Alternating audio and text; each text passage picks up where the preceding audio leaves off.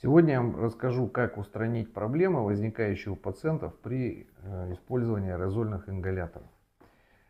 Достаточно частая ситуация, когда, например, если пациентом является маленький ребенок либо пожилой человек, ему очень сложно синхронизироваться с ингалятором, то есть успеть одномоментно нажать на ингалятор и вдохнуть правильно поток препарата, который имеет достаточно высокую начальную скорость.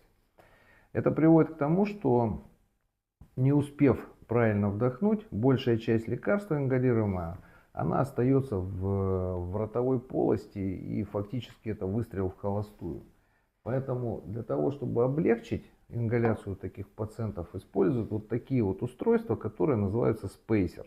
Как работает спейсер? Да очень просто. Ингалятор вставляется в специальное гнездо. Далее, когда вы нажимаете на сам ингалятор, то большая часть препарата, она остается вот в этой вот камере. И человек, даже не успевающий синхронизироваться и сделать достаточно энергичный вдох, спокойно может вдохнуть вот содержимое вот этой вот емкости в свои дыхательные пути. Это как актуально для пожилых пациентов, еще раз повторюсь, так и для детей.